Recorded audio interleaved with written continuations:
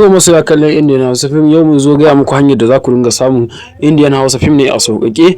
Kowane sati da zarar an saki fim, to yau mun taho muku da top 10 zafafa daga kamfanin Sultan da ma dukkan wani kamfani mai fassara. To kuna so ki Indian Hausa fim, sauƙaƙƙiyar hanyar da za ku dinga samun Indian Hausa fim, domin YouTube ba sa ba da damar da za ka dinga ɗora complete video.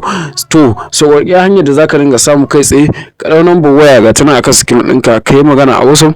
Zan ma bayani yadda za ka dinga samun Indian Hausa fim ɗaya kake da buƙata, kuma nawa kake da buƙata. Ka ɗau wannan number waya, ka yi magana a WhatsApp. Da ma dukkan wani fim da kake da buƙata, ko ya daɗe ko ya jima, ka tuntuɓe da kan wannan number waya da ke kan screen ɗinka kamar haka. Muna da tsarin da idan muka saka ka, ko da yaushe za ka dinga samun fina-finai, kullum za ka dinga samun fina-finai ko da yaushe da zarar an saki Indian Hausa fim. To wannan ladin fa muna da zafafa, kar a manta.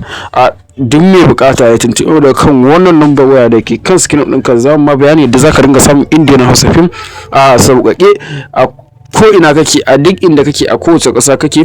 To a ɗau wannan number waya, a biyo mu da kan WhatsApp. To kar a manta da idan yau da farkon zuwa wannan channel ɗin, a yi subscribe, a yi like, domin shine zai baka damar samun sababbin fina-finai da sababbin bidiyoyin mu. To a ko ina kake, a duk inda kake, muna ƙara gaya ma ka ɗau number waya, ka yi magana a WhatsApp.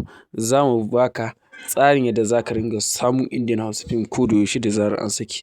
Kar a manta a yi subscribe, a yi like, shine zai baka damar samun sababbin fina-finanmu da sababbin bidiyon mu da zarar mun saki kamar haka.